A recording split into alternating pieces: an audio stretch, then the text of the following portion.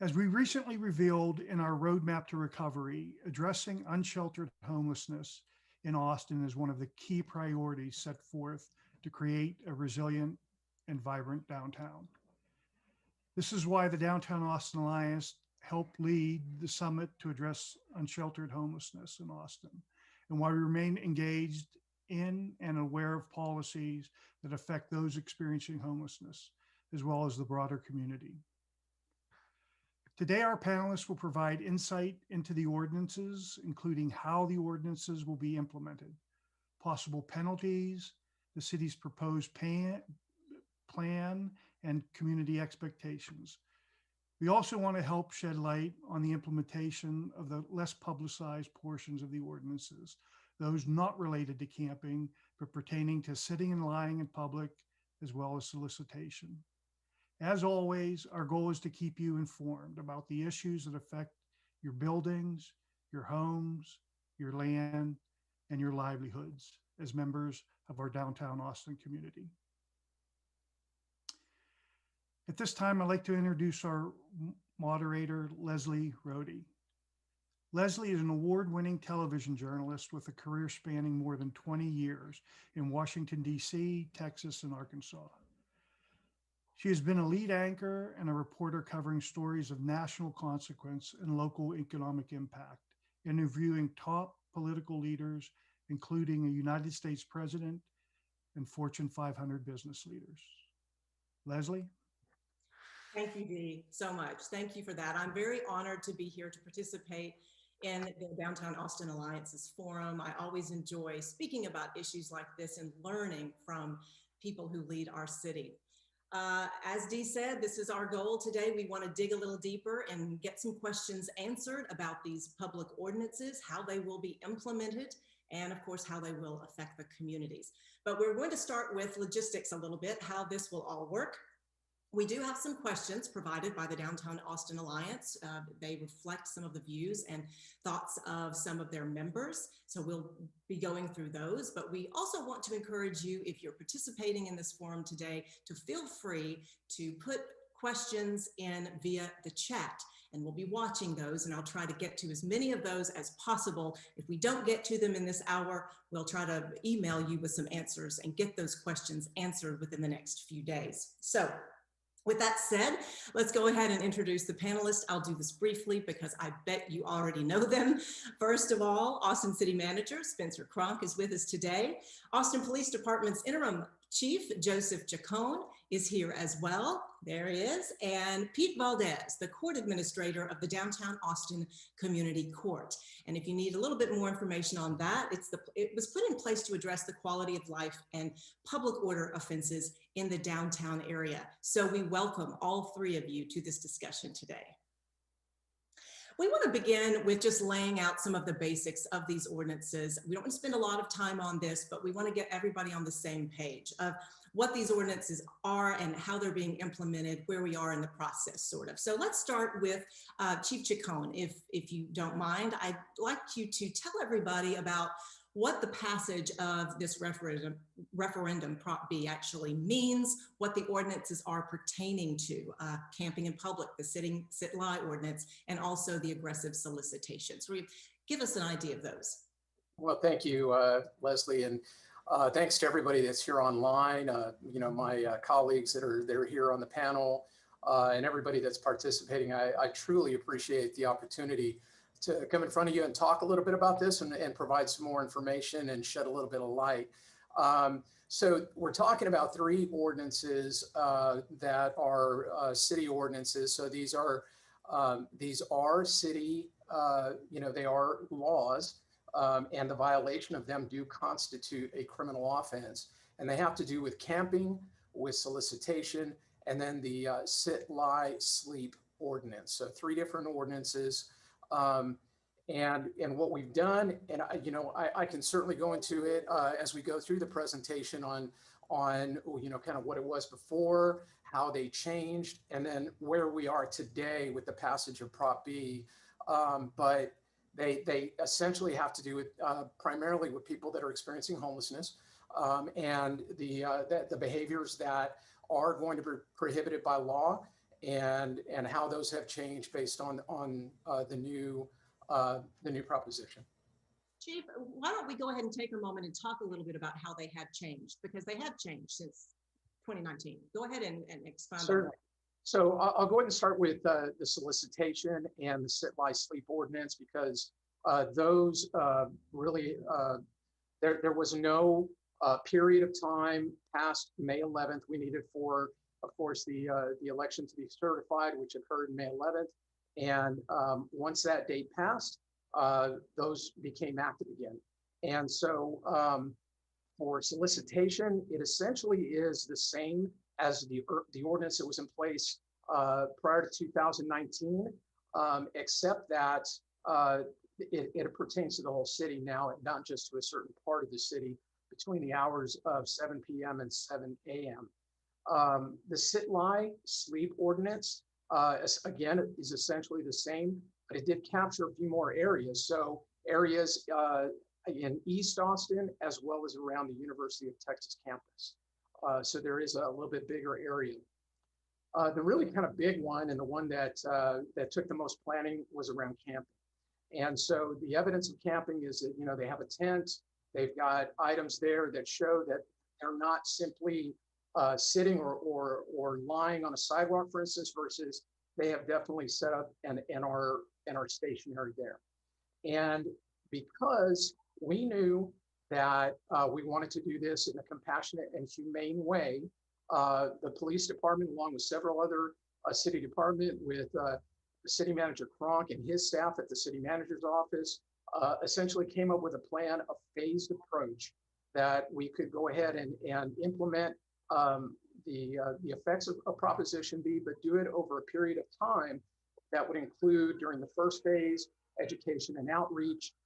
During the second phase, they would receive verbal warnings. And then in the third phase, we would start the citation process and moving forward.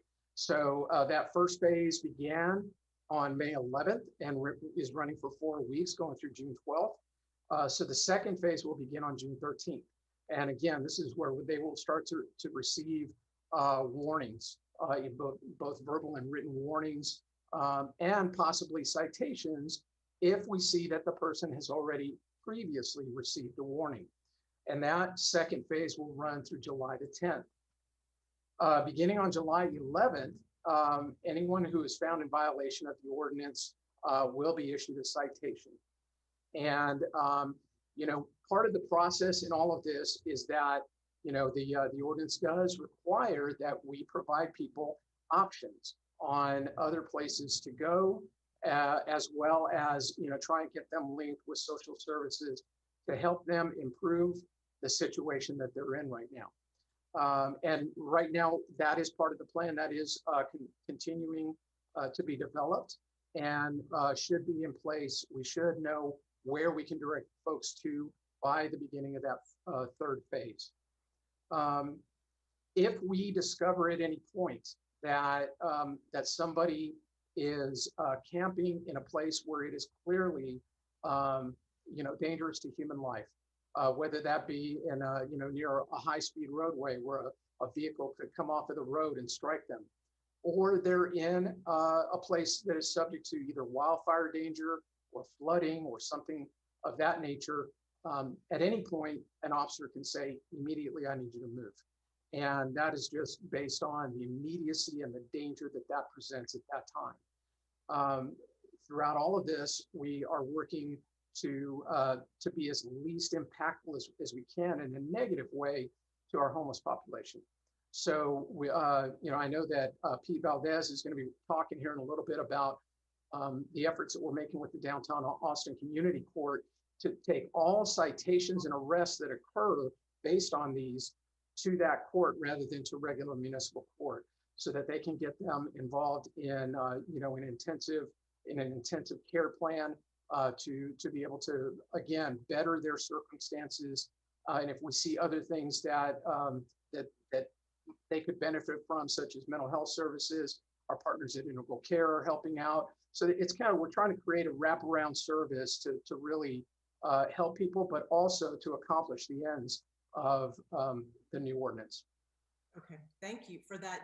I know back to the phased in approach, we're still in the education phase now. And I don't know if Spencer, you can speak to this, or if Chief, you would, but just how is it going? How is the education going? How are you actually educating people who are there? And just how are you communicating with them? Sure, I'll certainly start out and really, again, appreciate this opportunity to have this forum. It's such a critical conversation for our community and being able to answer many of the questions that are out there. Before I get into your specific topic, I did want to just emphasize something that the chief said, which was the two ordinances that don't maybe get as much attention in the media or in the public around aggressive solicitation and sit-lie. Those do go into effect immediately on May 11th. And so wanting to make sure that that is clear with all of you and those listening in, it was really around the camping ordinance that we wanted to be thoughtful about that phased approach, which the chief mentioned.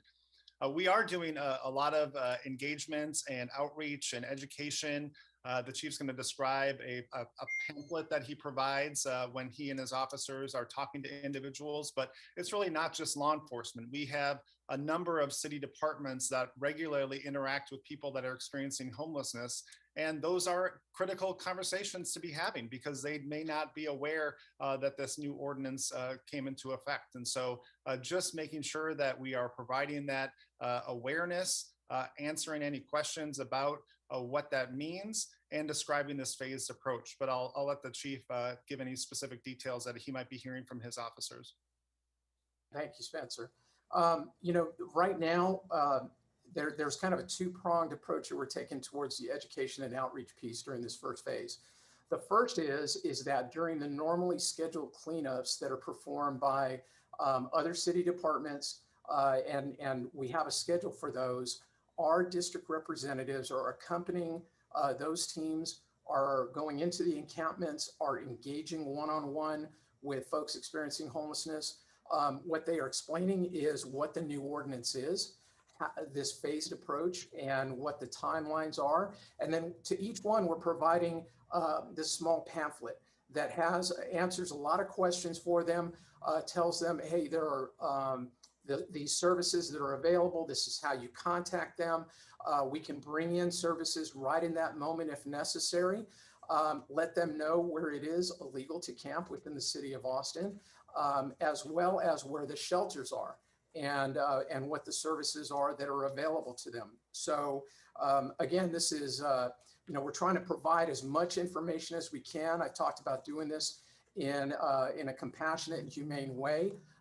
And really that is engaging and having good communication every single day with our officers. The second prong of that is really around as we receive calls that are coming in through 311 and are queued and are dispatched to our district representatives. So when they're not on an encampment cleanup assignment, they are doing active outreach along with our homeless outreach street team to go into our known encampments. And once again, we're doing the same thing. We're just taking the opportunity to fully explain what's going on, provide the resources, answer questions, but also to let them know these are the expectations and this is the timeline.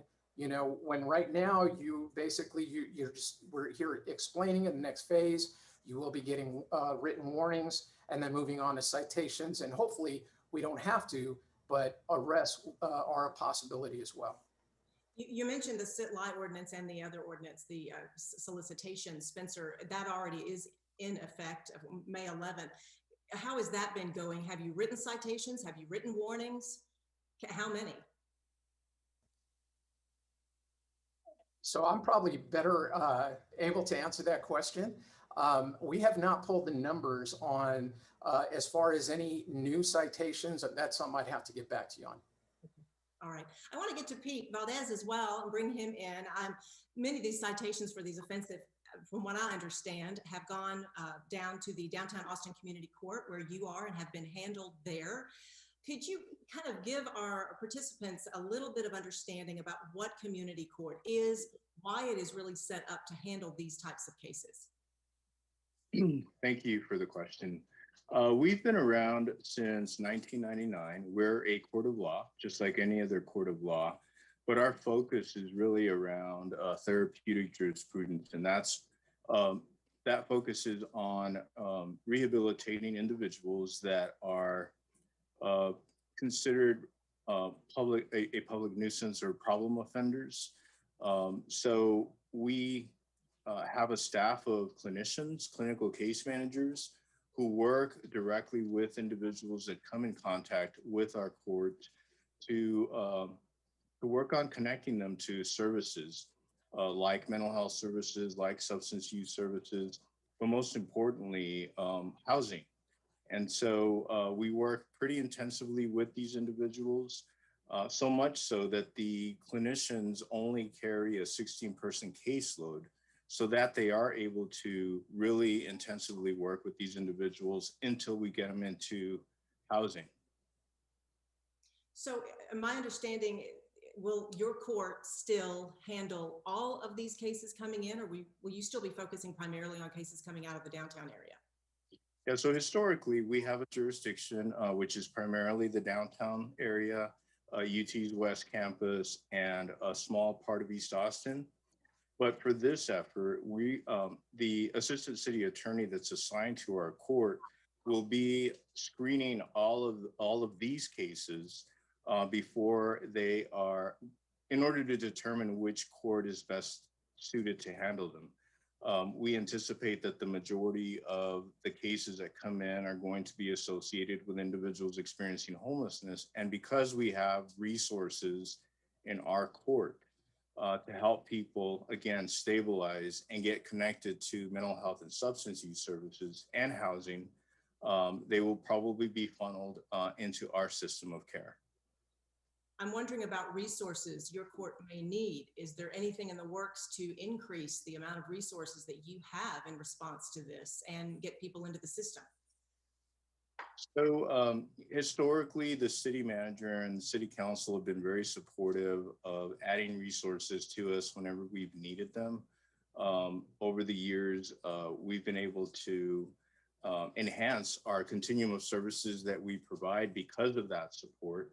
And, just 10 years ago, we only had 2 case managers.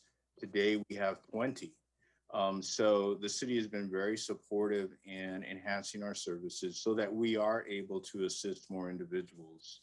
On top of that, we also have a triage case management system, which operates very much like an urgent care facility, in that people walk in voluntarily asking for basic needs services. We've seen an increase in those requests because of COVID-19.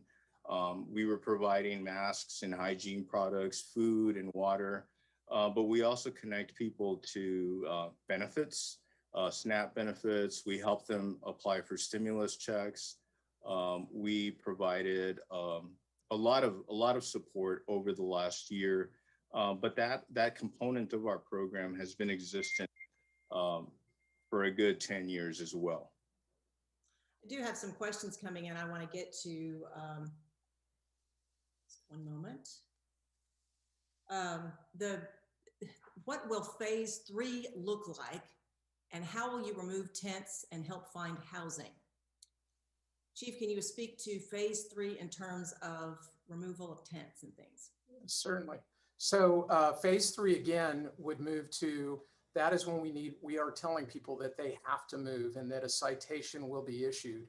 And so we will be working with our other city department partners on the relocation efforts to go ahead and pack up their belongings. We certainly don't want to, for many of these folks, that's all they own in the world. And we do not want to, say that we're trying to displace them from that property in any manner.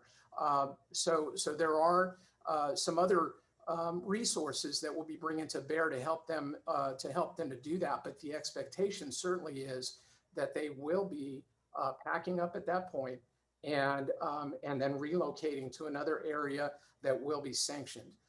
Where those sanctioned locations are at this point, that is what we're still working on. Let's get to those. Sorry, Spencer, go ahead.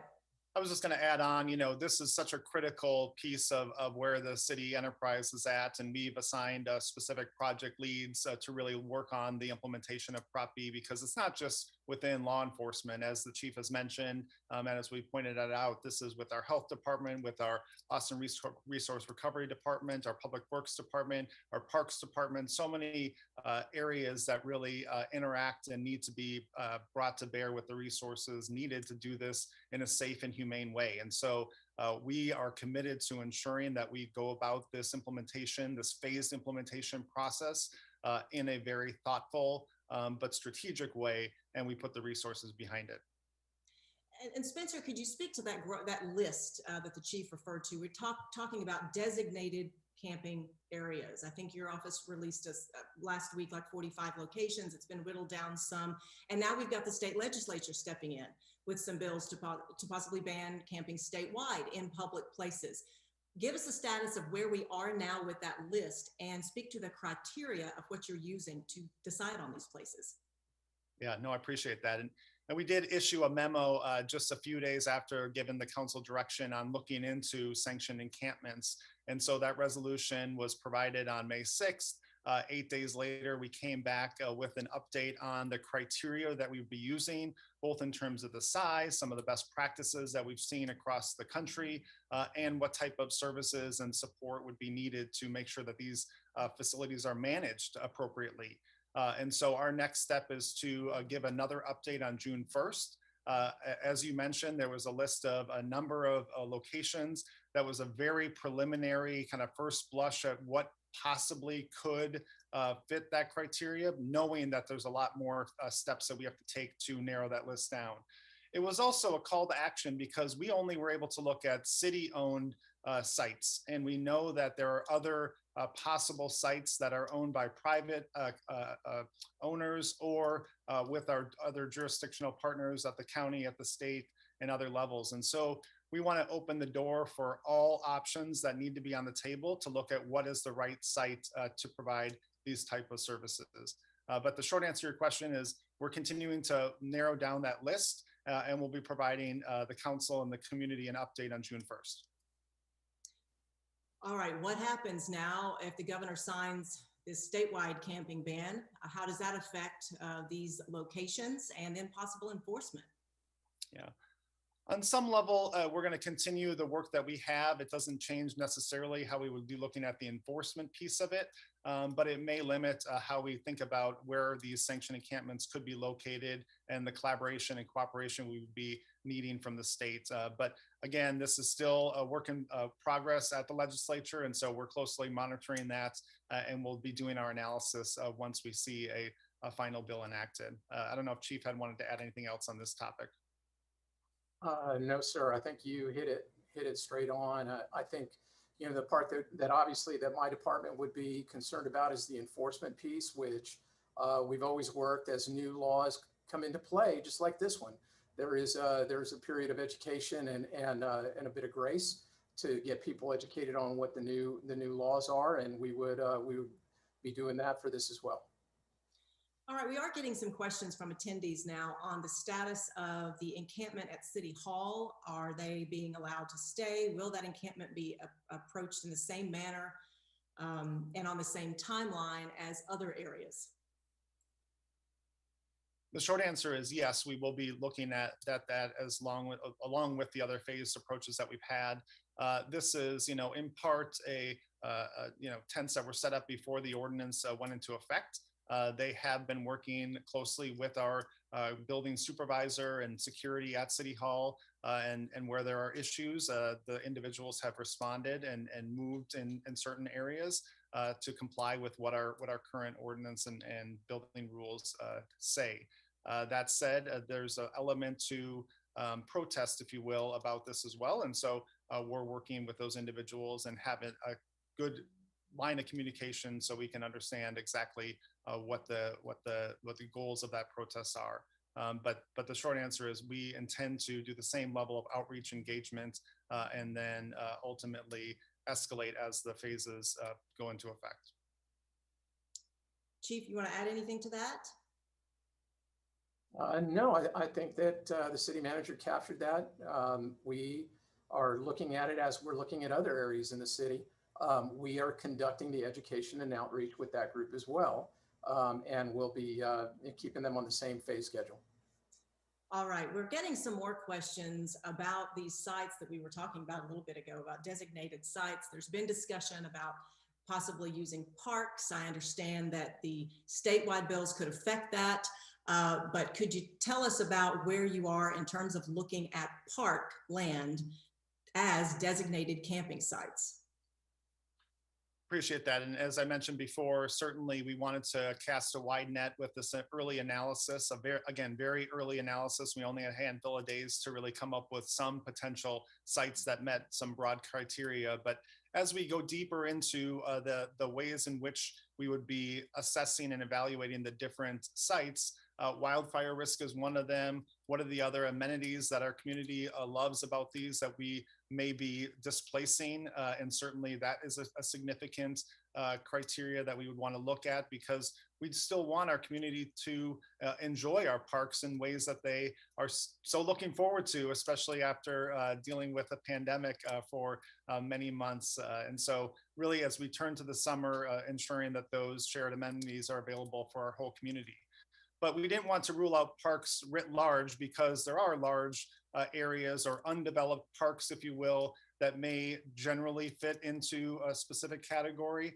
And so as we whittle down this list, we didn't want to eliminate that, but certainly we'll be looking at what sites that could be in parkland and how to make sure that they are done in a way that is reflective of our community's values.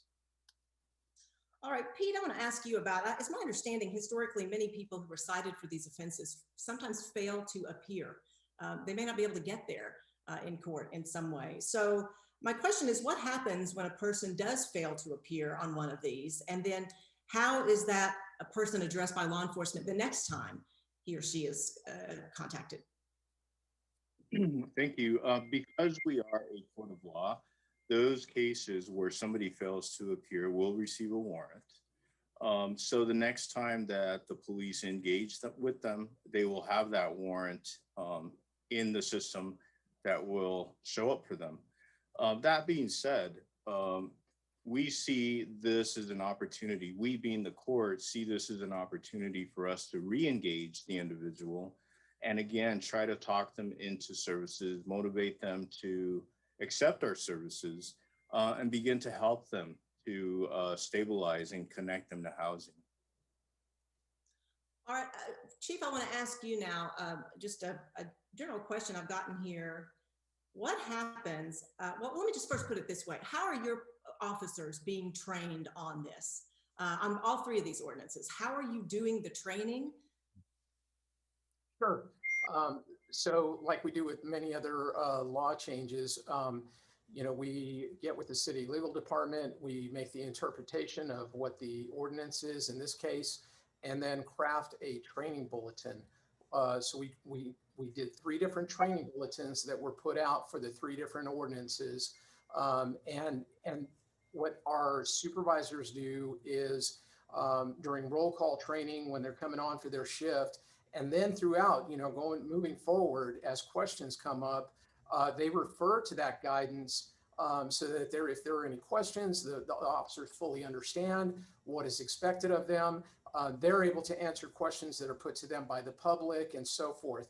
So this is a pretty regular process for us as when we do have law changes. So this wasn't something new, something that our officers are accustomed to and actually are working quite well with the changes.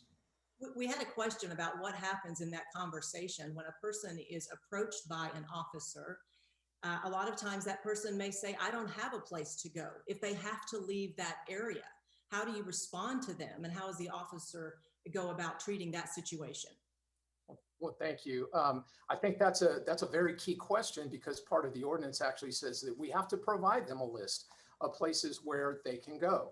And so as the city manager has been talking about, we are, you know, right now during the early phases of this, we are not requiring them to move. This is the education and outreach piece.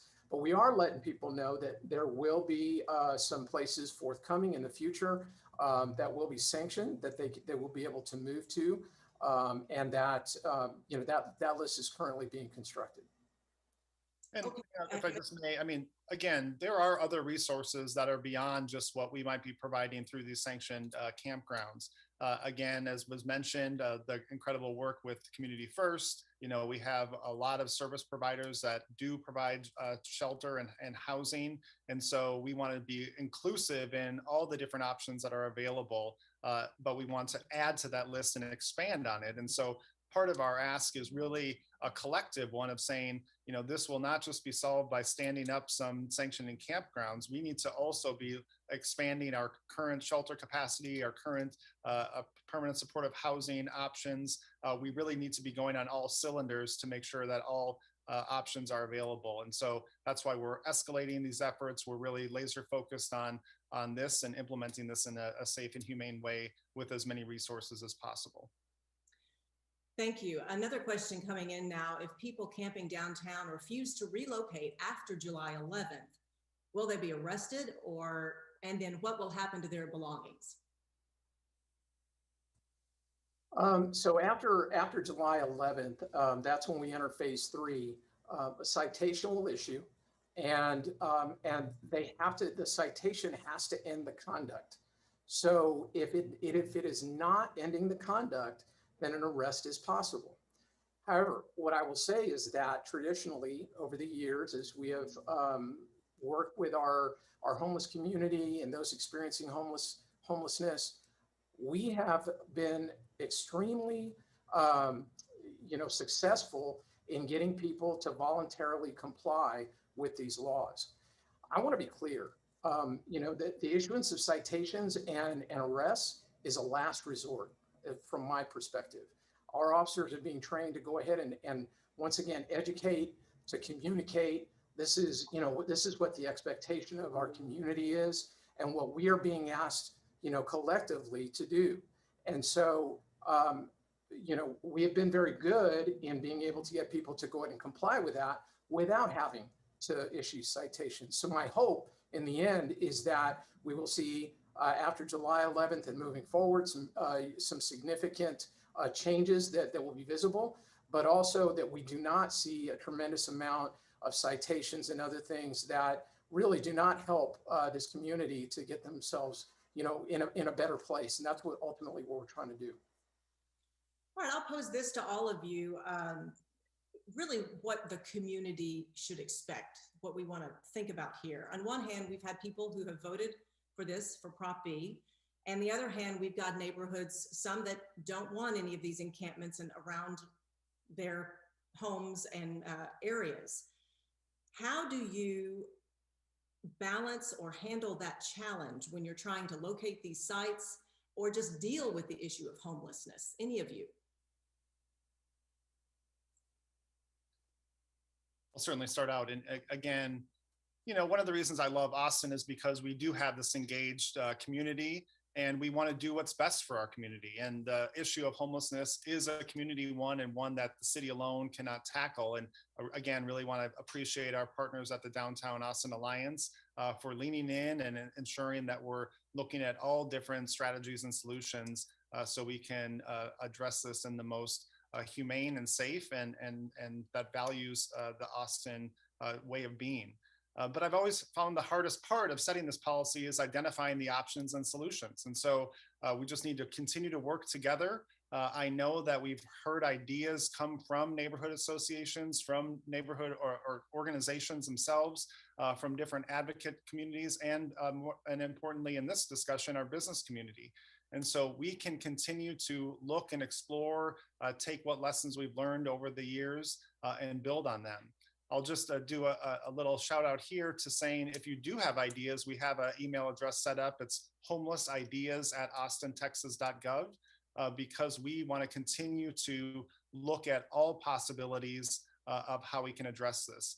But those are commitments that we as a city are making to put the necessary resources, the necessary expertise and staff towards the safe and humane implementation of these ordinances. but really, and most importantly, addressing homelessness in a more sustainable way than we have in the past. I'll let the chief and Pete add to that. Thank you, Spencer.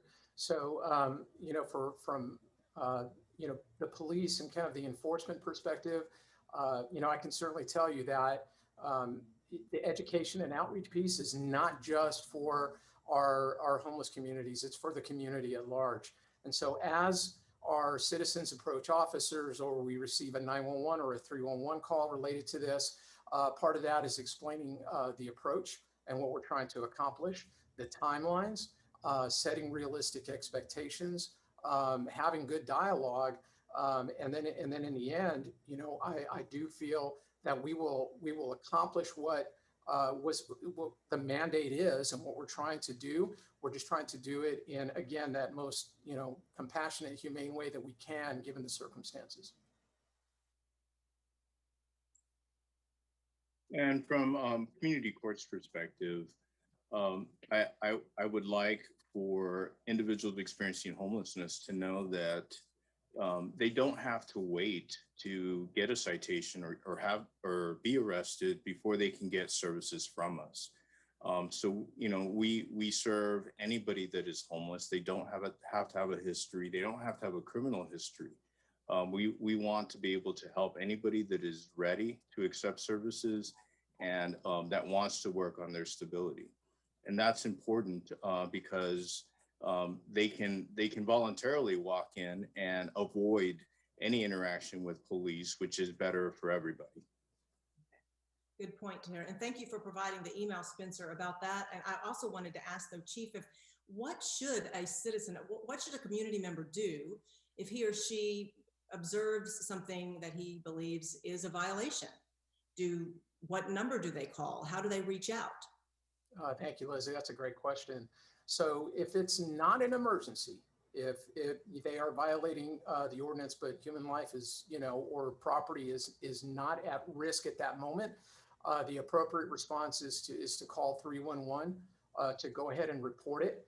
We are, as I said, we are queuing those calls, and they are being routed to our district representatives to be handled, in turn, and to go out during each phase and make sure that those individuals have at least been contacted, have been given the warning and so forth. And then as we move into the future, of course, we are tracking the warnings when we enter phase 2, when we enter the written warning phase. So if somebody has already received a warning, if they are recontacted, then they're going to receive a citation. And it's just going to be a progression, really. If it is something that is, again, it's clearly dangerous to human life, or property could be damaged or destroyed, then that's a call to 911, and we will make an immediate response at that time. Good. Thank you very much for that. I want to follow up, Pete, with you, because we got a follow-up question on what we talked about a little bit ago. And that is, for those who are experiencing homelessness, who voluntarily walk in to the court, like you mentioned, for services, will they be shielded from getting a ticket or citation while they wait for housing? So we can't shield anybody from the processes of law enforcement, but what we can do is proactively connect them to things like sober housing or temporary housing, where we can place them as we're working on their long-term plan. Okay. Another question that has come in, it deals with the solicitation ordinance. Will the ban on solicitation make it illegal to stand in busy intersections and ask for money? And this person says this is a problem and could be very dangerous.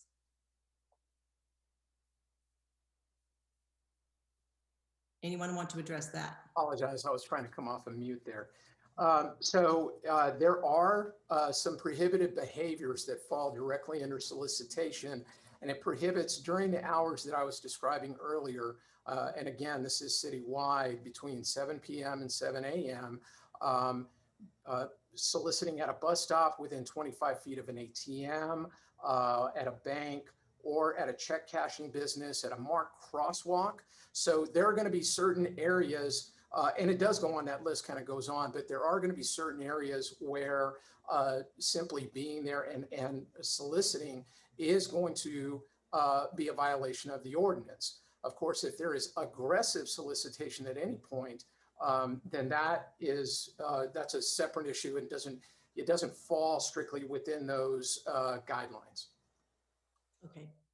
Another question that has come in talks about, well, we talk about that we're not just talking about these ordinances, but this is a systems approach. We have many systems in place to help and address the issue of homeless. But what are we going to do differently, or are we going to do anything differently to address the mental health issues of many of homeless in downtown?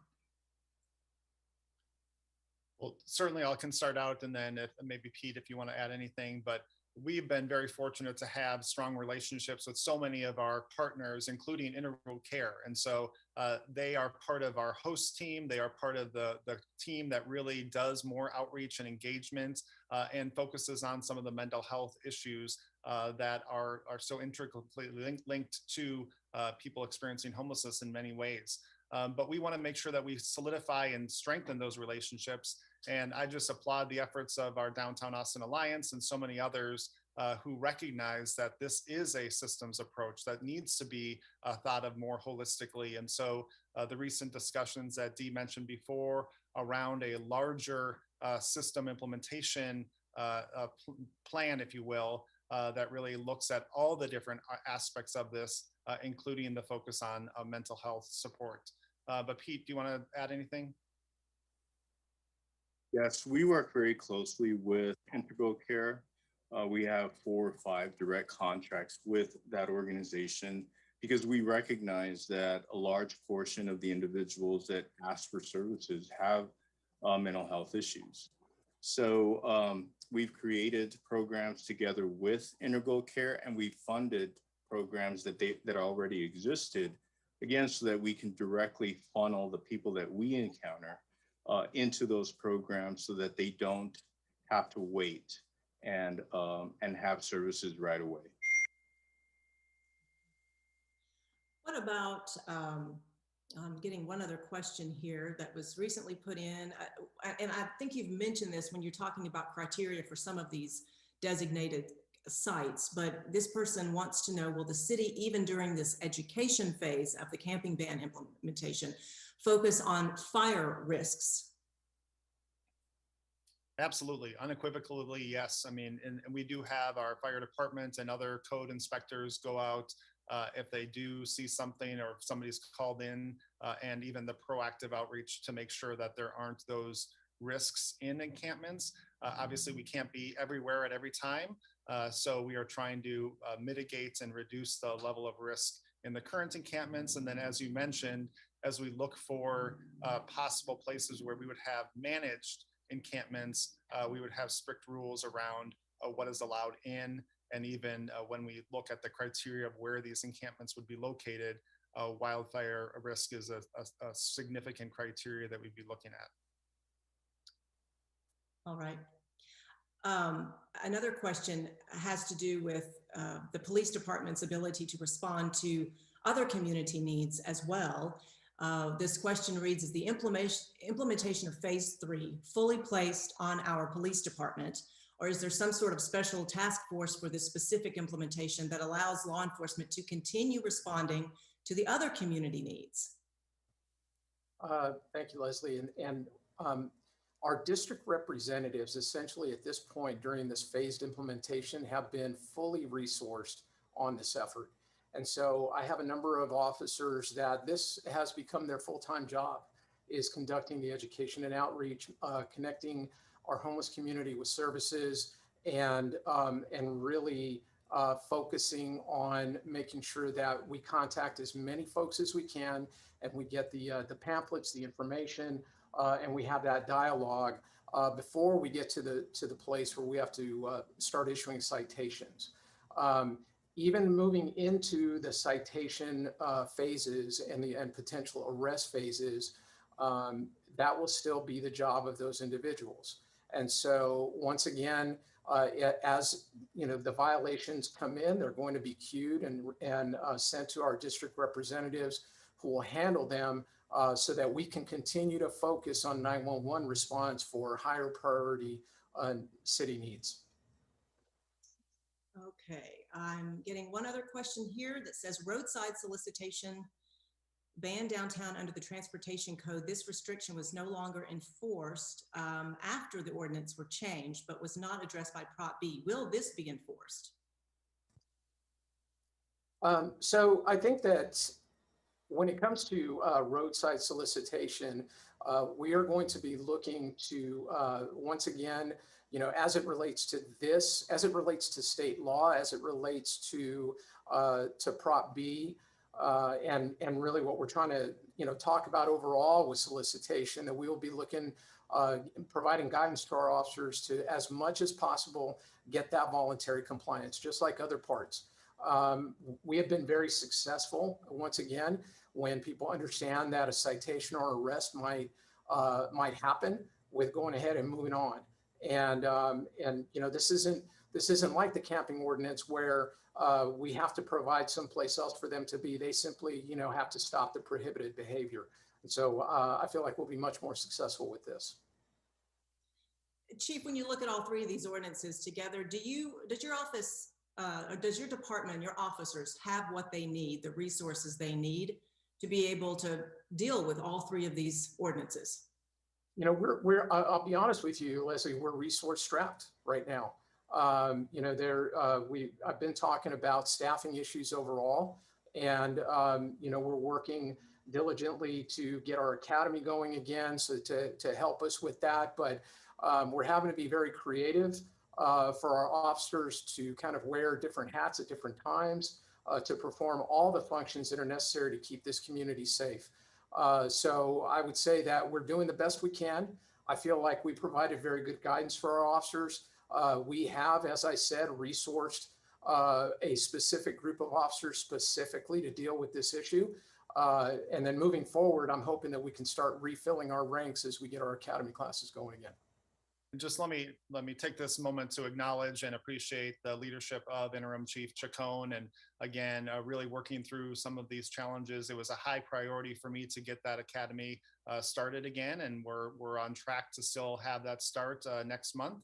And we hope to have future academies up and running in the near future as well, because it is important to continue to provide the resources that our police department needs.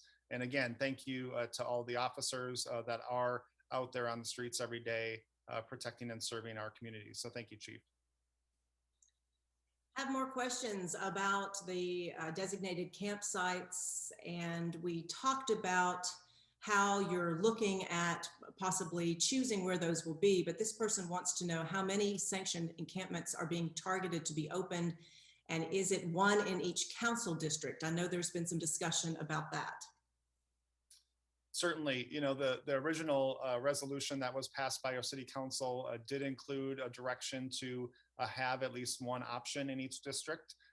We'll continue to see how this evolves over time, but that will be part of our update to respond to that resolution and having some sites in each district.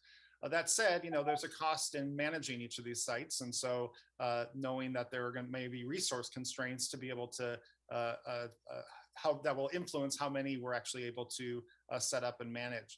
I will also say that the city doesn't have to be the only one that has these types of facilities or resources available. As we know, the state has I wouldn't even call it a sanctioned campground, but certainly they have the resources that are available for people experiencing homelessness in what they call Camp Esperanza, and that is managed by a local nonprofit, the Other Ones Foundation. And so many of the places where we see our community coming together, knowing that we can't do this alone, that we really need the support and commitment of all of us together. But I'll give another a highlight to the work that our Downtown Austin Alliance has done in conjunction with so many other community partners to outline that system framework that really allows us to look holistically at all the needs that really impact our ability to address this critical issue. You segued beautifully to my final question, Spencer. Thank you for that. And I just wanted us to look at what the community's role is in this challenge of dealing with the homelessness problem in our city and surrounding areas. What should we as the community do to help solve the issue of homelessness? Can we be part of the solution in ways? And I'll let each of you expand on that however you'd like to, and make a closing statement if you'd like. The short answer is absolutely. It is critical that all of us are engaged in this important conversation for the future of Austin. This isn't anything new. This is certainly something that has existed for so many decades, and there have been different strategies and ways of really supporting those experiencing homelessness over the years.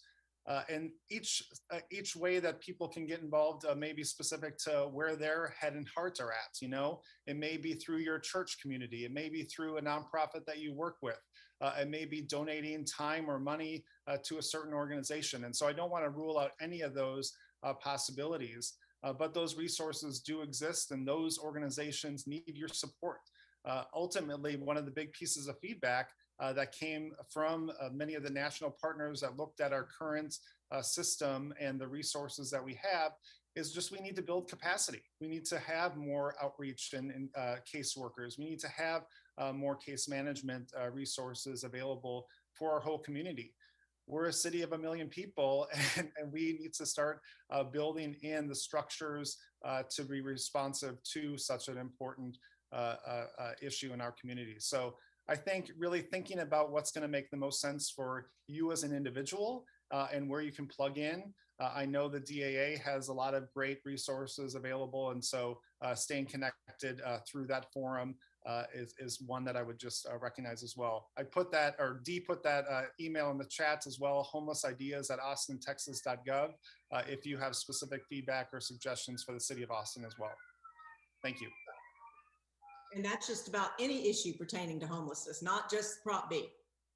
That's correct. Okay. We do have FAQs around Prop B specifically on our website. And so we'll put that in the chat as well. So if you do have want to dive deeper into some of the things that we have been hearing on a more frequent basis that we put out publicly, that would be a good resource for you as well. Wonderful to know. Thank you. Gentlemen, anyone else? Thank you once again, Leslie, and everybody on the call for taking the time. I think this is part of the solution, is the education piece and having these really tough conversations around a really tough topic. And it's a complex issue that is going to take a community to solve. I think that, I just want to kind of reiterate that I think that we have a very solid plan moving forward that will be successful. Ultimately, everybody's working very hard at this. I give a lot of props to the city manager's office and City Manager Kronk specifically for the efforts that he has put behind this to make sure that that we are successful in the end. But just as a closing statement, thank you all very much. Really appreciate the opportunity to get in front of you and talk about this issue. Thank you, Pete.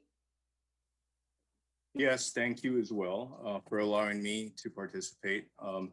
I would say that if you believe in the work that the community court does, it's always helpful for the community to advocate on our behalf to the city council and the city manager.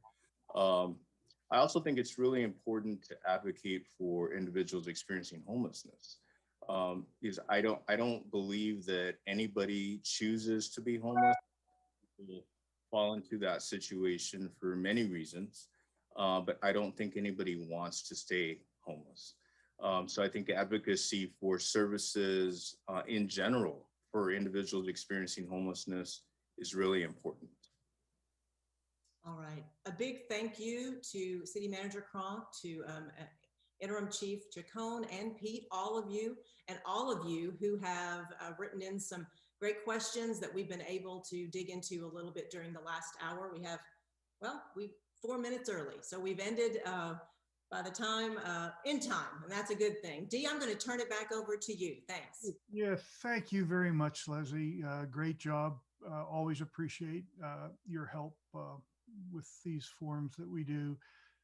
Spencer, Pete, Chief, thank you very much for your time.